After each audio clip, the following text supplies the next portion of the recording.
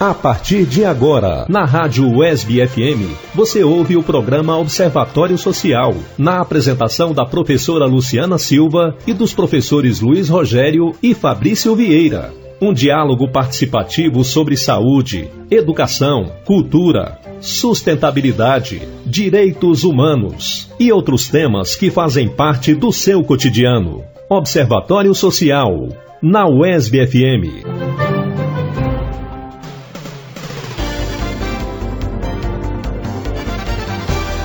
Olá, ouvintes da Rádio UESB FM. Iniciamos agora a 9ª edição do programa Observatório Social. Hoje é sábado, 18 de abril de 2020. Eu sou Luciana Silva.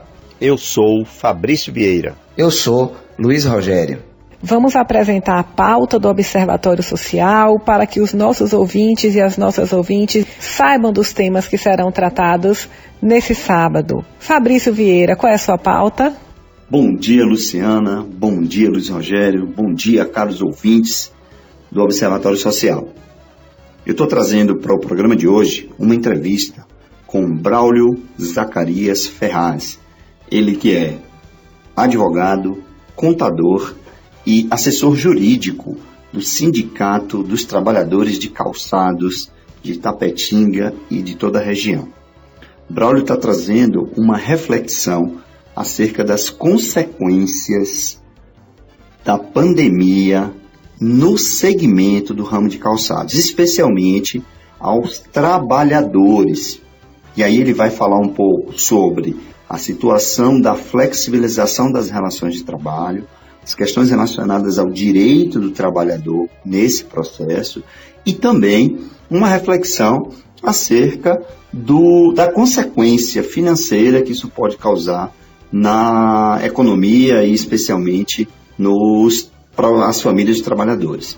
Então é uma entrevista bastante interessante, onde dentro do aspecto jurídico a gente vai fazer uma reflexão sobre as consequências, da pandemia para os trabalhadores.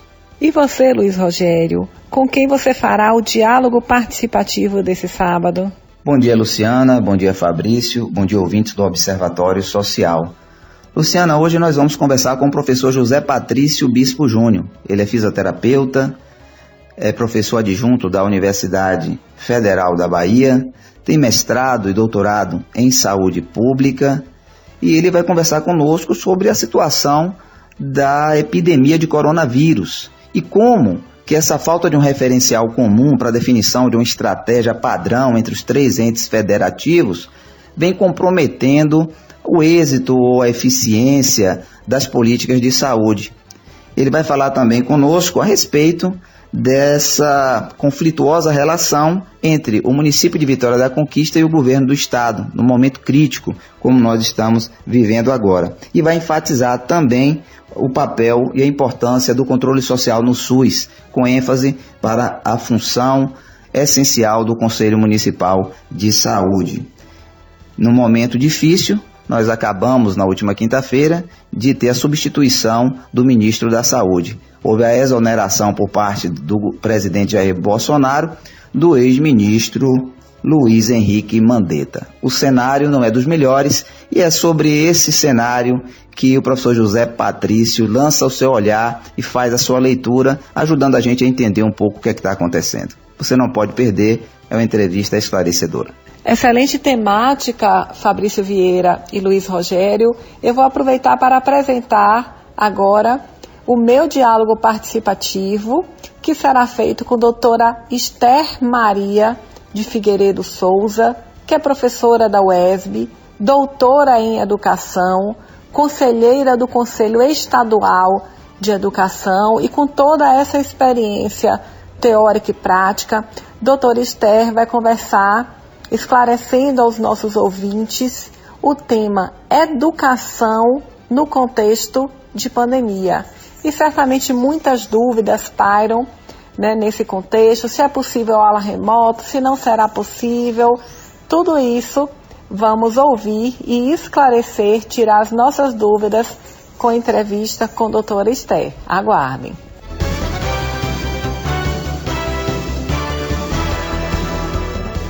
Estamos apresentando o programa Observatório Social, com a professora Luciana Silva e com os professores Luiz Rogério e Fabrício Vieira. Fabrício Vieira, entrevista.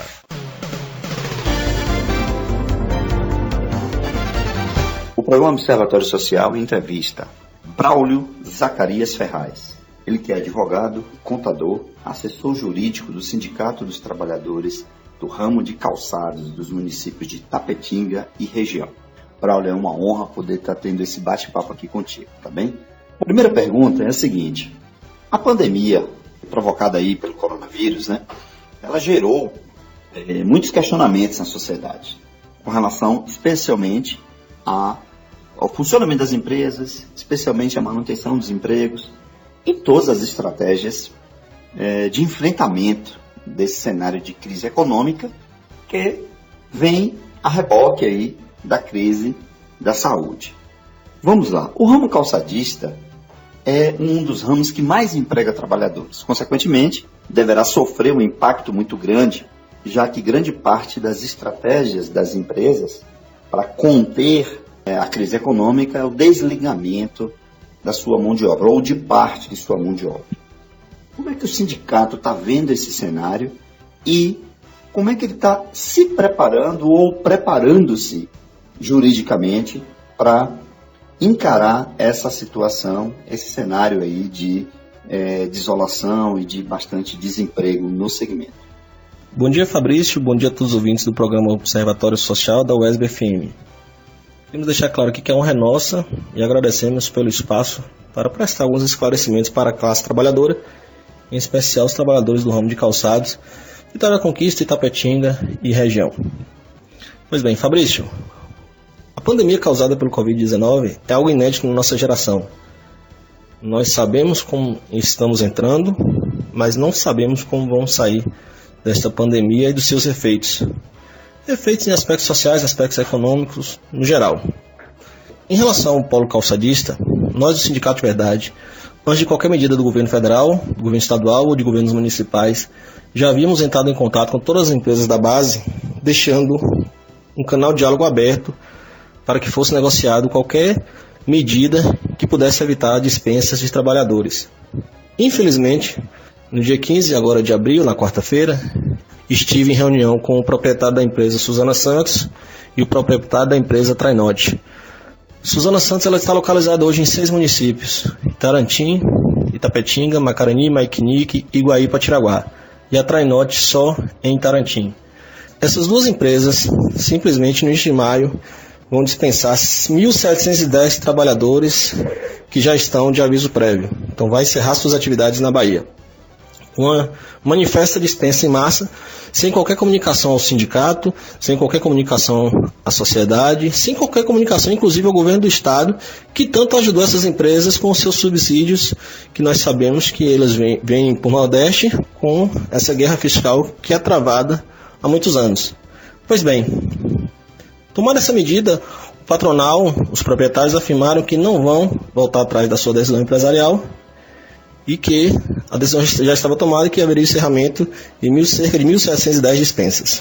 Nós entendemos que é um momento delicado, mas não um momento para se pensar só no capital mercantil. Nós temos que ter humanização nas relações. Então não pode se simplesmente botar-se o jargão mais uma vez, a corda sempre quebra para o lado do mais fraco. O sindicato já acionou o Ministério Público do Trabalho, já havia acionado o Ministério Público do Trabalho antes mesmo da reunião, para que seja negociado medidas que amenizem esses desligamentos. As empresas não podem utilizar do que foi autorizado, entre aspas, pela reforma trabalhista de novembro de 2017, que permitiu a dispensa em massa. Eles não podem utilizar nesse momento delicado, botando mais de 1.700 pessoas para fora. O Sindicato de Verdade está atento. Nós já estamos negociando com outras empresas, já negociamos troca de feriados, já negociamos antecipação de férias, já negociamos redução de jornada de trabalho com mais de 6.000 trabalhadores. Então estamos atentos, o setor jurídico do Sindicato de Verdade está atento, todos os diretores estão trabalhando, ainda que de forma remota, sem o contato presencial, mas estão fazendo assembleias, inclusive, nas bases, para ficarmos sabendo como estão os encaminhamentos pelas empresas. Braulio, o governo federal tem feito algumas flexibilizações nas questões trabalhistas. E uma que nos chama a atenção é a medida provisória 927, no qual, pela situação de calamidade pública, desobriga as empresas para a realização de seus exames periódicos, admissionais, complementares, enfim, ficando obrigatório apenas o demissional e que pode ser realizado em 60 dias após o término do período de calamidade. A pergunta que eu faço para ti é a seguinte: essa é uma situação que preocupa o sindicato, já que alguns exames podem deixar de ser feitos e até mesmo problemas de saúde, adoecimento do trabalhador pode deixar de ser registrado, identificado, a ponto inclusive de dificultar o acesso desse trabalhador a um possível benefício previdenciário? Fabrício, tudo que envolve a saúde do trabalhador do ramo calçadista nos preocupa. Por quê? É um ramo que, por sua natureza de movimentos altamente repetitivos e de produção em larga escala de pares de calçados, ela por si só, ela já tem seu risco natural que atinge a saúde do trabalhador. O trabalhador do ramo de calçados, que hoje tem um piso salarial de R$ 1.108, não pode pagar um plano de saúde. O trabalhador do ramo de calçados, que hoje tem um piso de R$ 1.108, não pode pagar uma ressonância magnética particular, uma eletroneuromiografia particular, tomografia computadorizada particular. São exames que mostram o quadro de saúde dos trabalhadores, o agravamento da saúde dos trabalhadores e os problemas causados pelo trabalho. As LER-DORT do ramo calçadista, elas são inúmeras. Síndrome do túnel do carpo, dentre tantas outras que os trabalhadores vêm apresentando. Então, a partir do momento que o governo retira qualquer tipo de exames periódicos, dando um prazo de exame demissional até ser sido feito 6 meses anterior ter validade, isso aí, com certeza, o empregador vai utilizar para futuramente, se o trabalhador se queixar de qualquer problema, eles vão alegar que não foi provado, que o trabalhador saiu bem, que o trabalhador estava bom, né? Nós temos, como eu relatei há pouco agora, 1.710 trabalhadores da Suzana Santos e da Trainote que foram dispensados. O sindicato vai acompanhar, o sindicato quer saber a situação de saúde dessas pessoas, até para futuramente a empresa não falar que ficou doente depois que saiu do trabalho. Quem é empresarial na defesa, ele sempre fala isso, ficou doente depois que foi dispensado. E não é assim não. Nós estamos orientando os trabalhadores a buscarem suas secretarias de saúde para conseguirem exames que mostrem a sua situação de saúde no momento do desligamento. Porque aí nós poderemos provar futuramente, em caso de necessidade de ações judiciais, que o trabalhador saiu sim acometido por doença, quer seja ela ocupacional ou não. Que aí vai garantir o direito à percepção do benefício previdenciário, que nós já sabemos que hoje parece que os peritos do INSS têm uma limitação para conceder o benefício de auxílio-doença.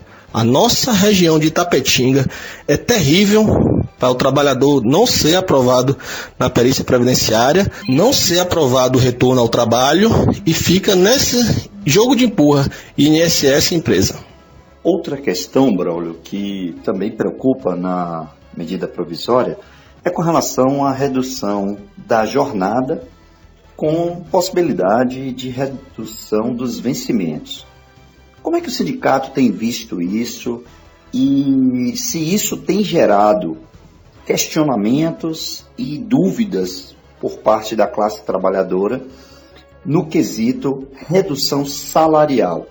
Isso tem sido feito, o ramo calçadista tem utilizado dessa prática como uma forma de equalização aí da questão de proteção ao trabalhador, mas também de proteção à questão econômica?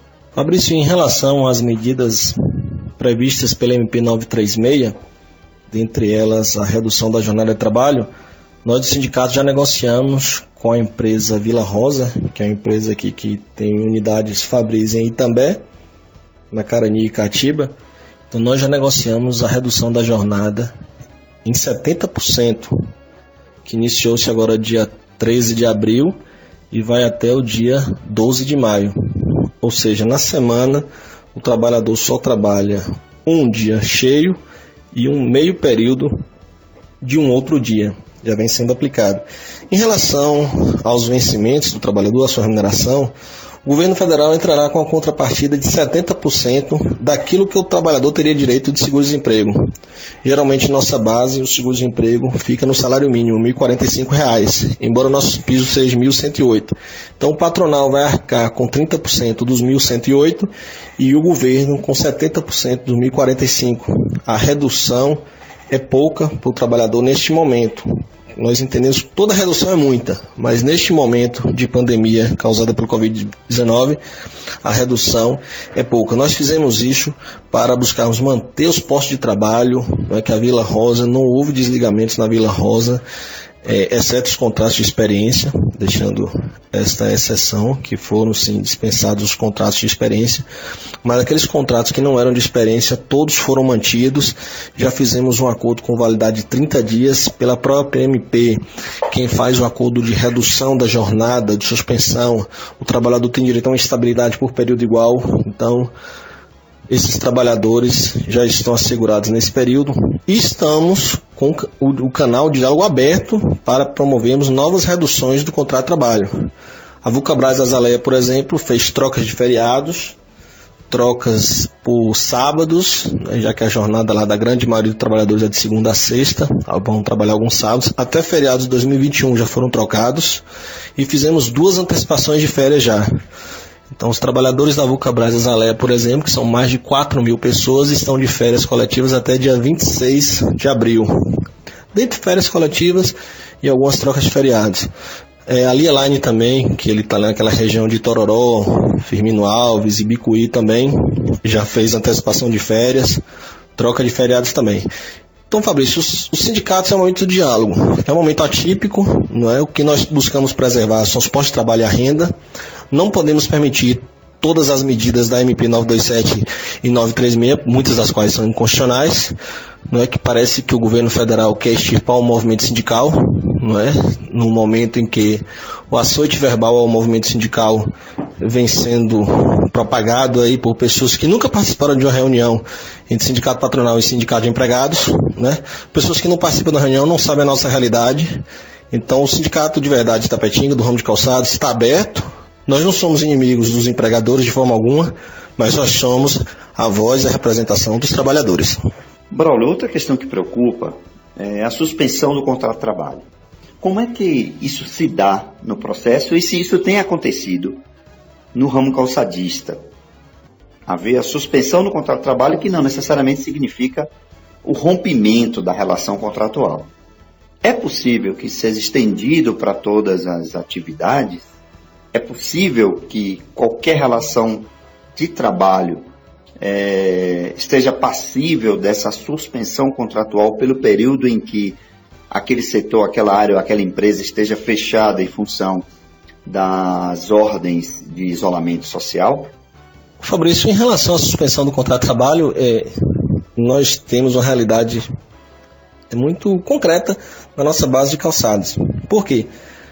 Porque o artigo 8º, parágrafo 5º da MP 936, ele fala que as empresas que tiverem oferido no ano calendário 2019 receita bruta superior a R$4.800.000 somente podem suspender o contrato de trabalho se pagar 30% não é, do salário do empregado. Ou seja, as empresas não vão pagar isso porque eles podem fazer a redução da jornada de trabalho em 70%, o trabalhador vai continuar trabalhando 30% e recebendo os 30%, que são os mesmos da suspensão do contrato de trabalho. Então, para a nossa base, nós não tivemos ainda nenhuma empresa que indicou essa suspensão do contrato de trabalho.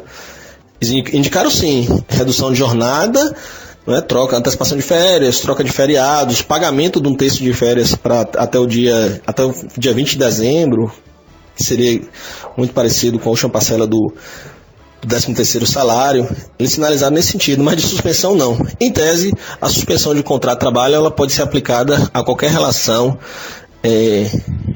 de emprego, né, da iniciativa privada. Então a gente vê que até orientações específicas para empregadores domésticos, enfim, várias classes e categorias são sim abrangidas pela suspensão do contrato de trabalho. Só deixando claro que na nossa base ela não foi ainda suscitada por um empregador em virtude do que eu relatei. Uma vez o contrato suspenso, como ficam os direitos referentes às contribuições sociais, né? FGTS e INSS? Eles também são suspensos e isso acabaria contando menos para o trabalhador no momento de requisição de uma aposentadoria ou de algum outro benefício social que esteja previsto na Previdência? Fabrício, primeiro que em relação a essas dispensas coletivas que eu já lhe relatei, e estou relatando para todos os ouvintes e sociedade em geral, já existe um inquérito civil no Ministério Público do Trabalho e as providências estão sendo tomadas. Já informamos que o patronal não quis negociar nenhuma medida mitigadora, ou seja, que amenize essas dispensas. Não é? O patronal só afirmou que pagaria as verbas rescisórias para o trabalhador receber aquilo que teria direito e dar entrada no seu FGTS e futuramente sacar suas parcelas do seguro-desemprego. Mas nada além disso foi proposto pelo trabalhador. Como volto a falar, nós já conseguimos da Vulcabras Alea que, além das dispensas das verbas rescisórias, fosse pago mais 2 salários mínimos e 1 ano de cesta de alimentos, em uma oportunidade, e na outra 1 salário mínimo mais 1 ano de cesta de alimentos. Isso nós não conseguimos. Já acionamos o governo do estado, já acionamos parlamentares, estamos acionando os prefeitos municipais para que forneçam cestas de alimentos para esses trabalhadores. Estamos buscando a implementação de 2 parcelas no seguro-desemprego, que já houve também precedentes neste aspecto. E o setor jurídico do Sindicato de Verdade está atendendo de forma remota várias demandas, várias dúvidas, e assim que retornar essa possibilidade do convívio social, nós estaremos de portas abertas. O Sindicato de Verdade está de portas abertas em Itapetinga, fazendo rodízio de diretores. Não está tendo o atendimento presencial da gama de trabalhadores pelo setor jurídico, mas nós estamos fazendo todos os encaminhamentos e orientações, inclusive o próprio atendimento remoto também nós estamos fazendo. Deixando claro que a classe trabalhadora de Itapetinga e região, a classe trabalhadora do ramo de calçados de todos os municípios da base do Sindicato de Verdade, que são 11 municípios, esses trabalhadores podem se sentir assistidos. Estamos lutando por seus direitos e vamos continuar lutando. E não vamos permitir que as empresas tomem suas decisões de forma unilaterais, porque é um momento de humanização. Não é um momento de pensarmos só no mercantil. É um momento de pensarmos nas relações humanas, em pais e mães de família que estão lá e que sempre contribuíram para o patronal em seus lucros, né? Então, nada mais justo do que nesse momento pensarmos também nessas famílias. Muito obrigado pela entrevista concedida e eu deixo esses próximos segundos para as suas considerações finais e uma mensagem a todos os trabalhadores do ramo de calçados do município de Itapetinga e região. Lembrando a importância dessa categoria para a economia local. Um abraço, Braulio. Fabrício, mais uma vez eu agradeço a oportunidade, agradeço o espaço e queria deixar para todos os trabalhadores do ramo de calçados, todos os trabalhadores de todos os ramos, uma mensagem de união neste momento. Né? A classe tem que estar unida, as pessoas têm que estarem unidas neste momento. Vamos enfrentar esse problema. Nós sabemos que o problema é grave. Sempre indicamos aqueles que puderem, fiquem em suas casas, preservem aqueles entes queridos seus. Vamos preservar as medidas que estão sendo divulgadas aí pelos técnicos na questão de saúde. Vamos deixar de sermos experts naquilo que não somos. Vamos ouvir quem sejam, não é? Então, para todos os trabalhadores de calçados, nós queremos deixar claro que o sindicato está unido com vocês, para todos os trabalhadores da Vulcabras Alea que estão de férias coletivas, para os trabalhadores da Lia Line que estão produzindo, para os trabalhadores da Vila Rosa que estão produzindo, para todos os trabalhadores da Suzana Santos e da Trainote e da 3S que estão de aviso prévio, mas não estão desamparados pelo sindicato. Então nós estamos sim acompanhando todas as questões e não vamos deixar vocês sem a devida representação sindical, representação jurídica em todos os aspectos. Fabrício, novamente, um espaço que foi aberto, é um espaço que, em virtude do que está acontecendo Ficaremos aqui o dia todo falando sobre muitas questões macroeconômicas, microeconômicas, que nós estamos buscando aplicarmos ao ramo calçadista. E esperamos que toda essa problemática passe, que voltemos ao nosso cotidiano normal e que os trabalhadores voltem a se abraçar, voltem a se confraternizar. E é isso. Fiquemos todos com Deus e vamos sair dessa fortalecidos, e esperamos que com a forma de agir com o outro melhorada. Bom dia e muito obrigado.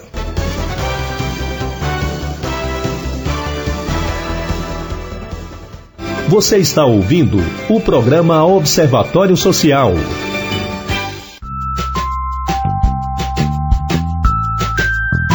Observatório Social, volta já!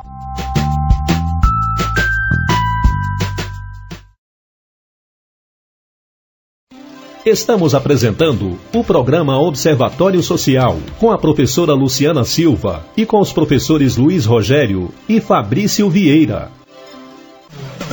Luiz Rogério, entrevista. Vamos conversar agora no Observatório Social com o professor José Patrício Bispo Júnior.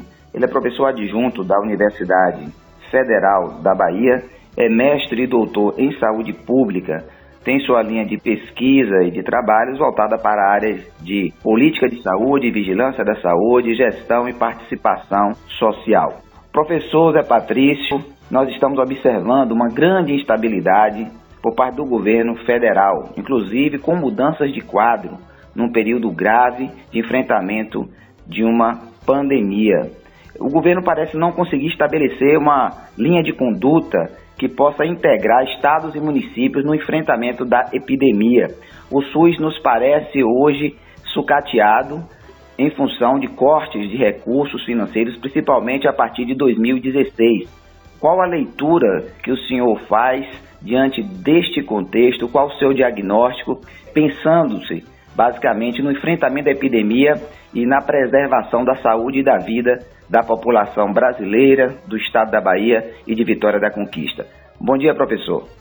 Bom dia, professor Luiz Rogério, bom dia, demais debatedores.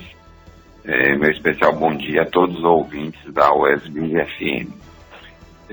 Em primeiro lugar, para responder sua pergunta, cabe brevemente contextualizar a gravidade do problema que estamos vivenciando. A gente não está atravessando ou não está enfrentando um problema simples, um problema trivial de saúde. Este se apresenta, a infecção por meio do Covid-19, o conhecido coronavírus, como o maior problema de saúde pública dos últimos 100 anos. Então, é um vírus desconhecido, de alto poder de infectividade, de grande poder de disseminação, visto que surgiu na China e rapidamente se alastrou para todo mundo, e o que é o mais preocupante, com grande capacidade de trazer repercussões graves para a saúde das populações de uma maneira em geral. Então, este é um problema de saúde pública sério, grave, e que precisa de toda a atenção das populações e dos governos para o seu devido enfrentamento. Esse eu acho que é a principal questão que deve ser tratada, porque nós, infelizmente, estamos vivenciando um momento de segmentos da sociedade que tentam minimizar a importância do problema, tentam minimizar a gravidade da situação que a gente está vivenciando.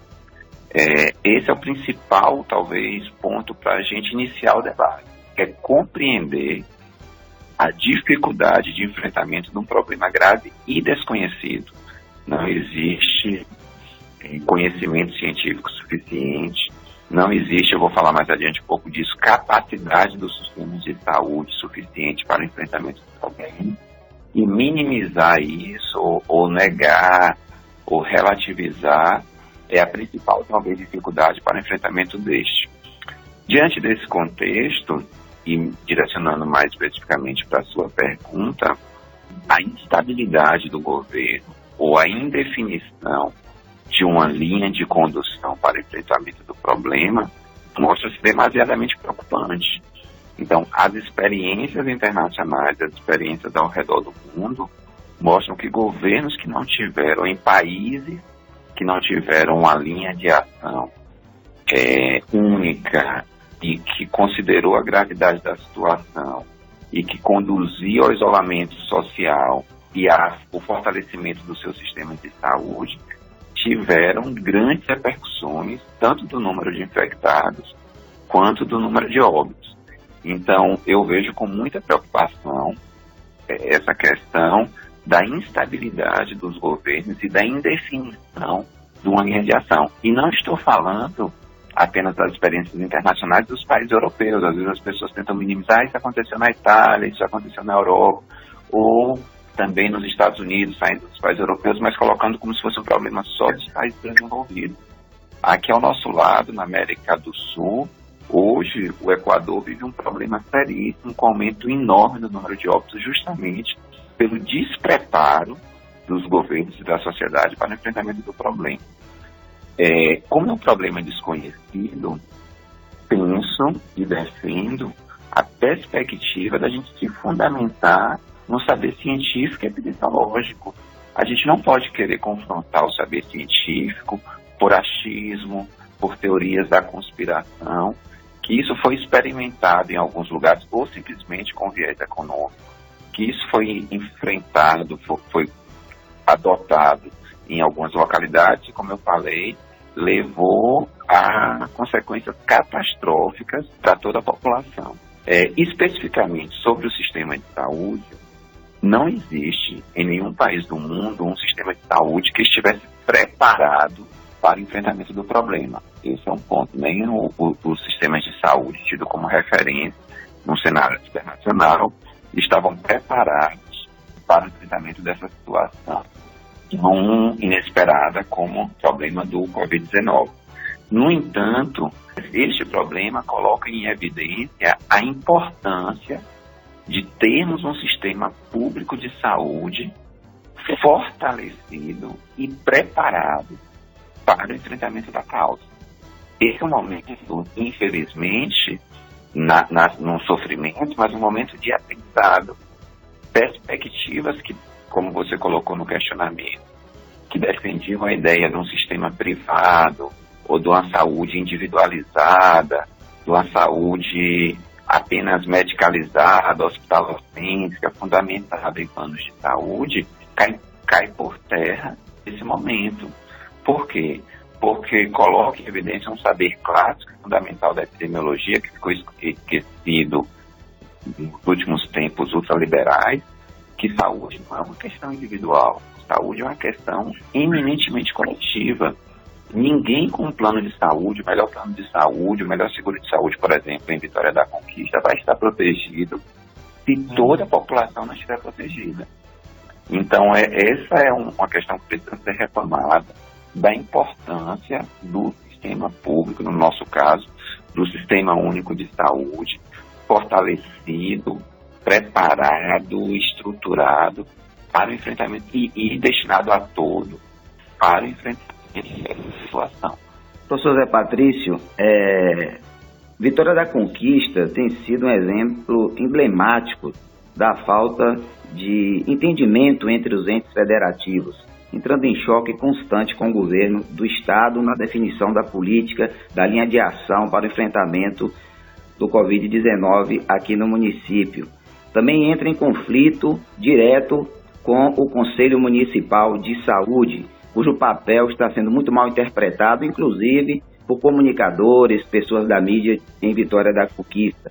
Além disso, nós temos os empresários organizando carreatas para abertura do comércio no mês crítico, epidemiologicamente falando. Como pensar prevenção, professor, e controle do vírus num cenário desse, onde a gente vê o choque entre saúde e vida, emprego e lucro, inclusive com uma certa oscilação na opinião do poder público municipal? Esse é o momento que as querelas políticas, que os interesses menores, eleitorais, de disputas de poder, precisam ser secundarizados. Como eu disse no início, estamos diante do maior problema que a população está enfrentando nos últimos 100 anos. Querer reduzir isso para disputa político-eleitoral ou para disputa de poder é se desresponsabilizar com a saúde da população para o qual se tem a responsabilidade de cuidar. Eu vejo em Vitória da Conquista um processo de politização que vai na contramão do que se espera do poder público municipal. Então, esse é o momento, como eu disse, de se arregimentar forças, de confluir na busca do interesse comum, que é a saúde da população. Quando se faz um posicionamento, por exemplo, contra o Conselho Municipal de Saúde, querendo reduzir a sua atuação a uma atuação político-partidária, revela uma incompreensão ou uma tentativa de distorção do papel dessa entidade. O Conselho é um órgão instituído, inclusive, faz parte do cronograma da Secretaria Municipal de Saúde, estando num posicionamento acima do gestor municipal e tem a função legalmente instituída de deliberar sobre as políticas de saúde. O Conselho não pertence ao prefeito, não pertence ao presidente do Conselho, não pertence ao segmento A, não pertence ao segmento B, C ou D. O Conselho ele pertence ao conjunto da sociedade e aglutina justamente as representações da sociedade organizada para a deliberação, o debate, a decisão sobre as políticas públicas de saúde. Essa situação de politizar, de minimizar a importância do Conselho vai na contramão do que se espera dos gestores públicos de uma maneira em geral. O Conselho é um instrumento potente e aglutinador dos interesses da sociedade. O Conselho precisa ser valorizado, escutado e participar do processo de discussão e decisão. Sobre a questão empresarial, tem uma ponderação que eu acho que precisa ser feita. O coronavírus, ele vai trazer impacto em todas as dimensões da vida. E, infelizmente, vai trazer impactos também na questão econômica, na situação econômica da população, tanto dos empregados como dos empregadores, do comércio, da indústria, dos serviços. Infelizmente, essa é uma realidade que estamos vivenciando. A inquietação do setor empresarial, dificuldade de pagamento da folha ou da dificuldade de honrar o compromisso com seus fornecedores, eu quero ponderar aqui, é uma preocupação legítima. Os empresários, eles têm compromisso, eles têm que arcar com salários, e estarem preocupados com isso é uma preocupação legítima e que não pode ser desmerecida. A questão é a busca da solução para o enfrentamento dessa problemática. Querer enfrentar essa problemática com a reabertura do comércio, com a volta da atividade econômica regular e normal, é um equívoco, porque a gente vai ampliar o problema, vai aumentar o problema, trazer consequências para a população que vai afetar toda a economia. Eu penso que o problema é real, mas o enfrentamento ele tem que se dar por outro momento, que é uma ação política governamental, e aí a ação do poder público, tanto federal, estadual quanto municipal, de aporte e de apoio à economia e ao setor empresarial. Então, a necessidade de abertura de linhas de crédito, como já se fez timidamente, para arcar com as folhas de pagamento, a questão da desoneração da folha de pessoal, a questão da injeção de recursos, como os programas de transferência de renda, como todos os grandes países do mundo têm feito. Então, é o momento do Estado socorrer a economia. Não é o momento da gente querer voltar à atividade normal, regular econômica, porque isso só vai aumentar o problema. Como eu falei no início da entrevista, todas as evidências científicas, todos os estudos, todas as projeções demonstram que a gente está caminhando para um agravamento da situação, um agravamento do número de casos, um agravamento do número de óbitos. Esse é o momento que as medidas restritivas, elas precisariam ser intensificadas. A gente precisa, nesse momento, e as pessoas precisam compreender isso, diminuir a circulação de pessoas. A gente precisa aumentar as políticas de circulação do vírus e não fazer ao contrário, e não pensar que é um momento de aumentar a atividade econômica por meio da circulação de pessoas. Como diz, isso vai desencadear um processo de agravamento e de aceleração do problema por meio do maior número de doenças e de óbitos, que vai afetar a questão econômica, a questão social, a questão política, a questão comunitária. Então, os problemas são reais. O que precisa ser pensado e compreendido são os mecanismos de enfrentamento desse problema. Então, é hora do setor empresarial pensar com o poder público, pensar com segmentos populares, pensar com a classe política, quais formas o Estado ele pode favorecer a manutenção da condição de vida das pessoas, a garantia dos rendimentos, dos salários, para que se consiga passar por essa turbulência e depois nós retornarmos às atividades econômicas regulares. Professor Zé Patrício, nós estamos chegando ao final do nosso bloco do Observatório Social. Agradecemos a sua participação e deixamos aí o espaço para que o senhor possa fazer com brevidade suas considerações finais. As minhas considerações vão no sentido de fica em casa, não é hora de abrir comércio, não é hora de aumentar a disputa, não é hora de aumentar a circulação de pessoas, é hora de vigilância, é hora de controle, é hora de cuidarmos uns dos outros e é hora de valorizar a importância do sistema público e do sistema único de saúde. Muito obrigado, professor, pela sua participação. Um grande abraço.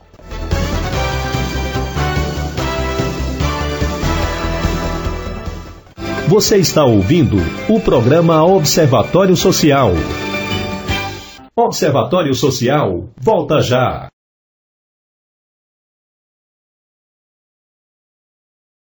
Estamos apresentando o programa Observatório Social com a professora Luciana Silva e com os professores Luiz Rogério e Fabrício Vieira.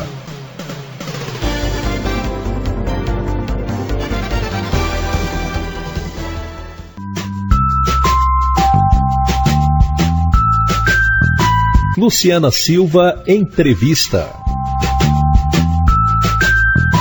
Nossa entrevista é com a doutora Esther Maria de Figueiredo Souza. Ela é professora da UESB, doutora em educação, conselheira do Conselho Estadual de Educação. E o tema da nossa entrevista é educação no contexto da pandemia, onde surgem muitas dúvidas, tanto na rede particular de ensino como na rede pública. O que fazer e como fazer nesse período de isolamento social. Professora Esther, diante do isolamento social, muitas escolas estão trabalhando com ensino remoto. Quais os desafios e amparo legal dessa prática na educação básica? Olá, agradeço o convite de estar aqui para a gente poder conversar um pouco sobre escola nesses tempos de pandemia e de quarentena. É bom a gente já começar a afirmar que os vínculos da escola com a família têm que ser sempre mantidos para poder garantir a aprendizagem da criança. Infelizmente, na nossa sociedade desigual em todos os aspectos, esses vínculos acabam sendo fragmentados, quer por vulnerabilidades sociais, quer até mesmo por questões de acesso da criança à escola. E a quarentena, ela é discriminatória. Ela atinge, particularmente os mais pobres, os estudantes mais pobres e as faixas etárias da população que não estão em pleno gozo, vamos dizer assim, de seus direitos. Então, especificamente em relação a essa questão, a gente reafirma que o distanciamento social, ele dá possibilidades de que seja mantido o vínculo com a aprendizagem escolar, mesmo sem a presença física na instituição escola. Por quê? Porque o uso de tecnologias é entendido como mais um recurso de mídias para vincular o estudante às atividades propostas pela escola no seu projeto pedagógico. Esse é o grande desafio, mas a gente tem que considerar ainda que ensino remoto não é educação à distância. Educação à distância requer um ambiente específico, requer plataformas específicas, requer material didático vinculado ao projeto de educação à distância.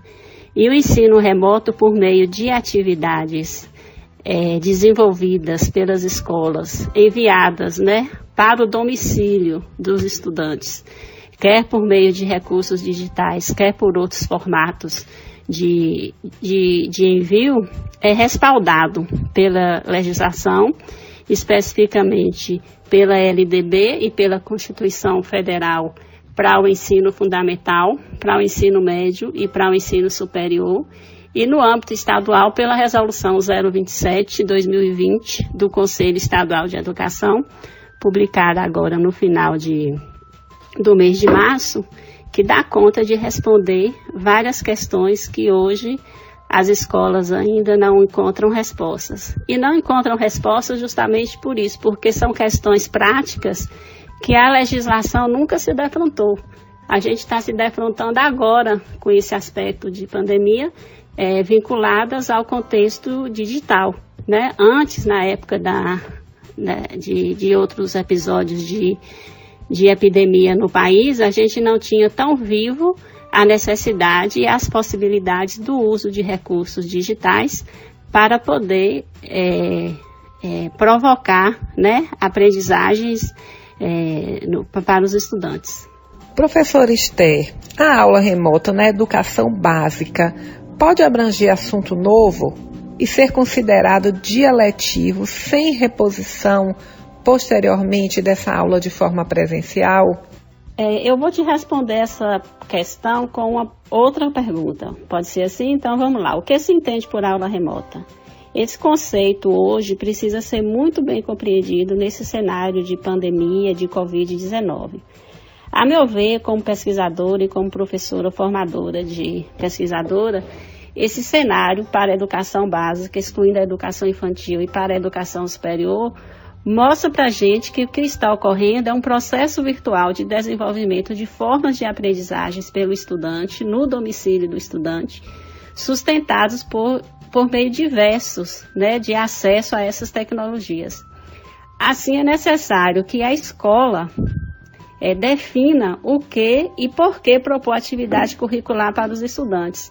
Porque a sequenciação do currículo, do conteúdo que a escola pensa para os alunos do ensino fundamental e do ensino médio cai por terra. Nesse caso, seria mais interessante, nessa proposta de ensino remoto, se pensar em atividades que sejam atividades lúdicas, em que ocorra uma maior interação do estudante com a escola, com temáticas vinculadas a programas de TV, vídeos, filmes, livros. E aí a introdução de um conteúdo novo fica prejudicado, porque a família não dá conta desse conteúdo novo, porque é ofício do professor essa construção de conhecimento, de competências e habilidades relacionada ao conhecimento escolar.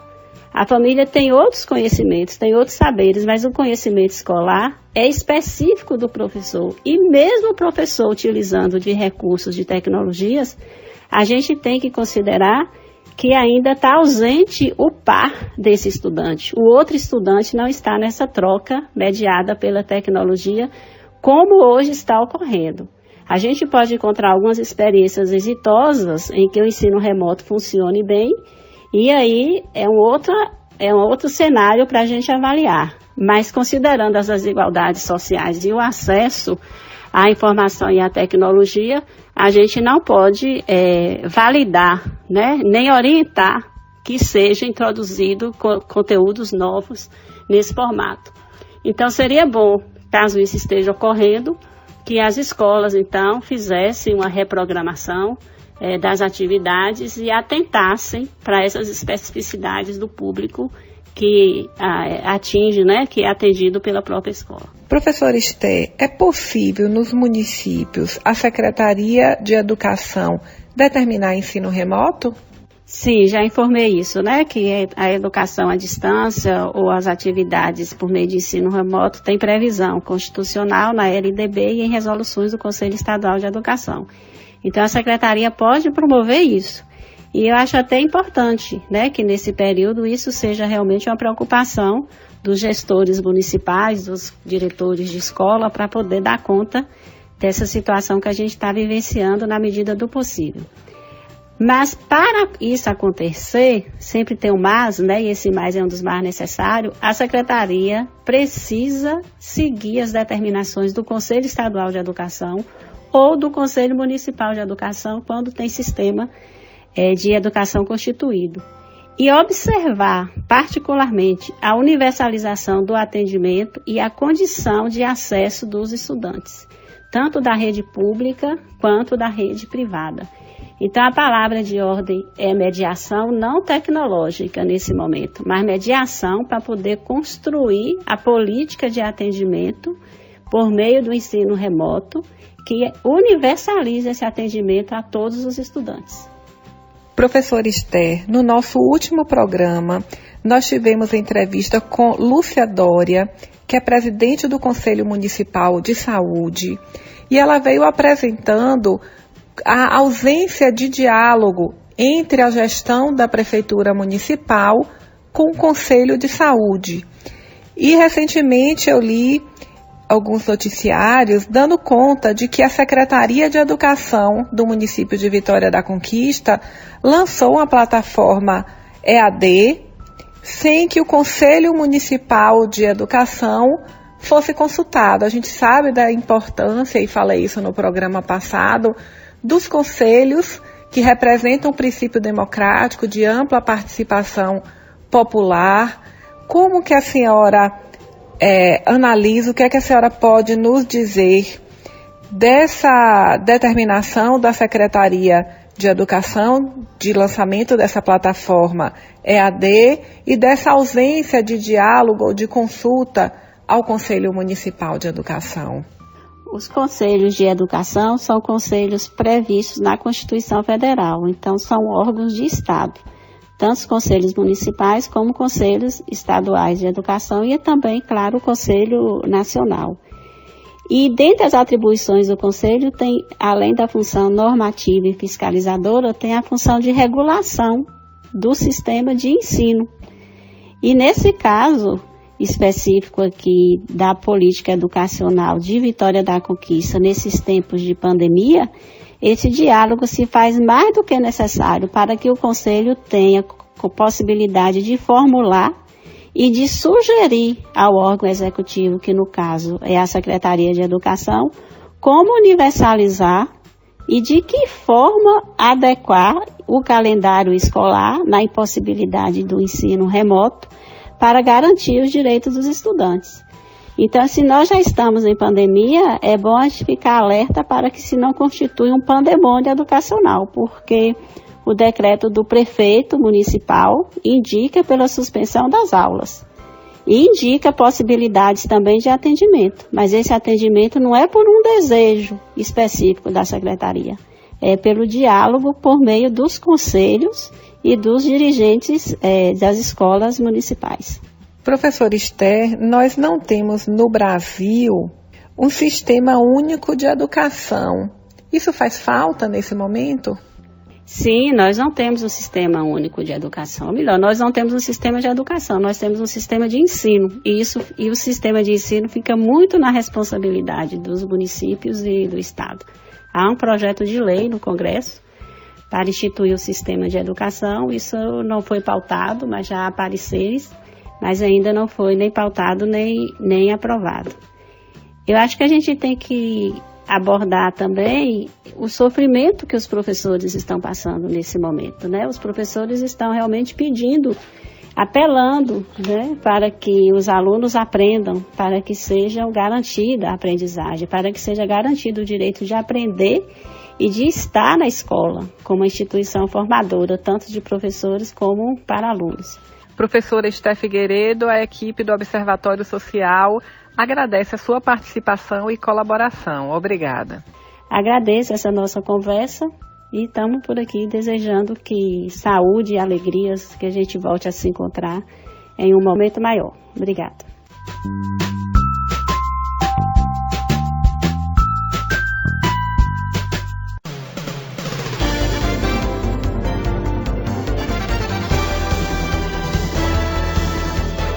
chegamos ao final da 9ª edição do programa Observatório Social.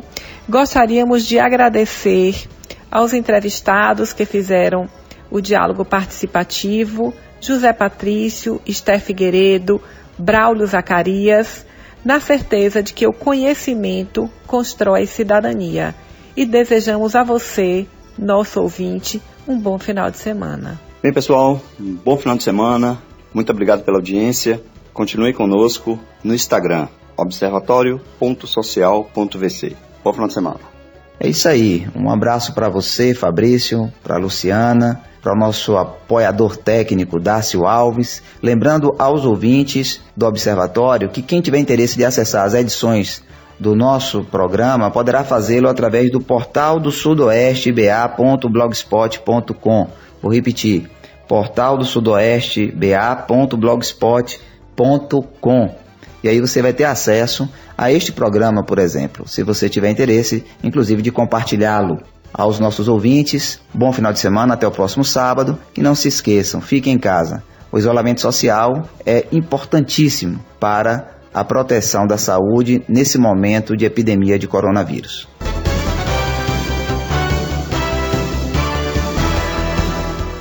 Acabamos de apresentar o programa Observatório Social, que voltará no próximo sábado às 10 horas da manhã, aqui na UESB FM.